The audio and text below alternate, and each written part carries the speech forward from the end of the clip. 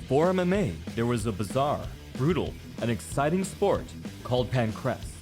And the king of Pancrase was a bald-headed terror by the name of Bas Rutten. Rutten was essentially a collection of the most damaging and painful techniques in martial arts. An opponent's worst nightmare, combat sports Hannibal Lecter in a Speedo. On the menu were heel hooks, knee bars, and liver shots washed down with fava beans and a nice glass of Chianti. Bas would add an early UFC championship belt to his list of achievements. But in the beginning, no one could have guessed that Rutten was destined to wear the crown. His kickboxing record was definitive proof he knew how to put competitors to sleep. But he had very limited grappling experience, the guillotine being the only submission he really knew. Restricting his arsenal even more, punches to the face were not allowed in Pancrase. Neither were elbows or knees on the ground. Punching a grounded opponent was allowed, but the crowds considered it so dishonorable that most fighters stuck to classier tactics, like choking or tearing limbs apart. But Bas was never one to let mere overwhelming disadvantages keep him down. Suffering from asthma as a kid, he was constantly bullied until one day when he snuck into a movie theater to see Bruce Lee's Enter the Dragon. Bas was inspired to learn martial arts. Picking it up quickly, he tells the story that his first set of business was to hunt down and beat up his former bullies. And I believe him, because he took this same exact approach when he faced adversity in Pancrase. Rutten did surprisingly well at first. He won his first fight by knockout, pretty easily. The ban on punches to the head was worked around by replacing them with palm strikes instead.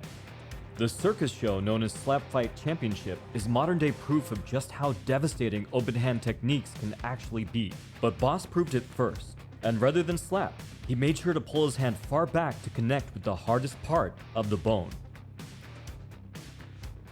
Getting Bas slapped could put opponents down just as easily as any punch. His second fight went almost as well. As the opponent tried to grab the back of his knee for a takedown, Bas immediately secured a headlock, then pounded a hard knee into his liver. The combination of striking and wrestling at once went against the instincts of most of these early mixed sports competitors, whereas Rutten seemed eager to test his creativity. But headlocks can only go so far, and in his third fight, Bas got submitted by a toe hold. Rather than anguish over his loss, Bas took it as a lesson that he needed to learn leg locks himself. To Rutten, his lack of grappling skills was just an opportunity to grow. He didn't have anyone to teach him how to grapple, so he studied tapes of grappling and observed any opportunity he could. Then he would practice it himself. As it turned out, seeing a promo for the next Pancrase event helped him out immensely, as a clip showed someone using a heel hook. It was love at first sight, and Bas employed the technique to win his fifth match the very next day. He would soon become known for his infatuation of cranking ankles. The shoes and shin pads worn by competitors made the technique far easier than it would have otherwise been, and Bas used this to his advantage. He still couldn't stop a takedown to save his life, but he now had more than one thing to threaten when he did get taken down. And he got much better about improving his position. When Bas was on his feet, he focused on getting as much damage in as possible before he inevitably went back down to the ground. And his striking was so brutally precise that this tactic proved effective. He would do things like load up a roundhouse kick, only to turn it into a front kick at the last second.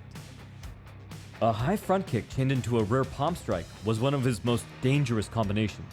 Opponents tried to parry the kick down, clearing their own guard out of the way for Rutten's follow-up palm. His right hand was such a threat that he only had to raise his palm as a feint, then go in for the real attack. The real attack was to exactly one place more often than not, the combat sports off button known as the liver. A classic tactic is to throw strikes to different targets, so opponents have a hard time defending as they change up their guard. But Rutten threw different strikes all to the same target. This is hilarious, but it worked, because even though the strikes were all going to the same spot, they naturally came from different angles.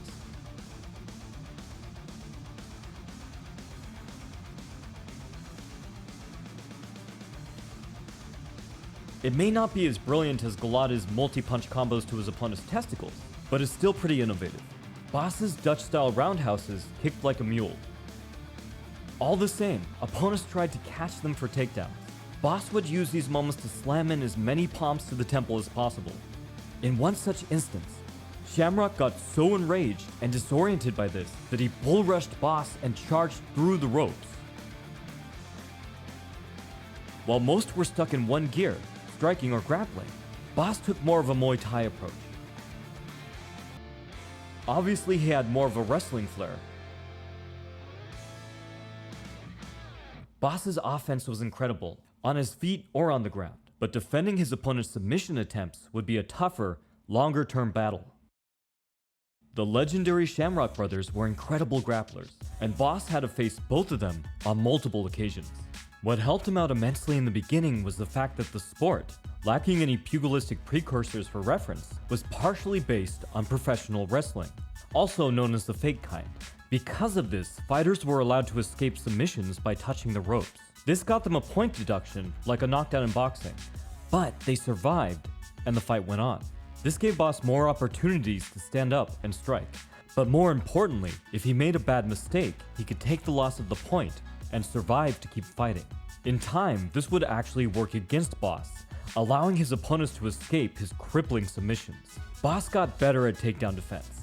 Never great, but better, as you can see him improving here each fight against Shamrock.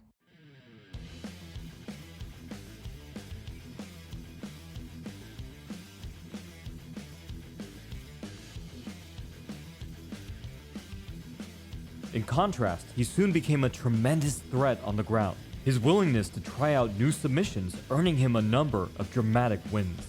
Sometimes he was missing a key piece of information to make it work.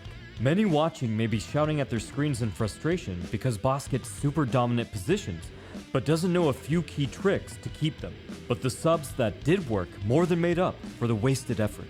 And this was Bas Rutten's true power, his ability to try new things in creative ways, risking injury to life and limb with a kind of intense playfulness. As Bruce Lee said in Enter the Dragon, a good fight should be like a small play, but played seriously. Because of his creative striking, his fascination with liver shots, and his ever-growing arsenal of terrifying submissions, Bas went from an underdog to a champion. After 16 fights and a string of notable victories, he took the title to become the king of Pancrase, stamping his name onto early UFC as well. Bas has forever left a mark on the world of martial arts. He stands as an incredible example of how to absorb what is useful, discard what is not, and add what is uniquely your own. From the modern martial artist, this has been David Christian, wishing you happy training.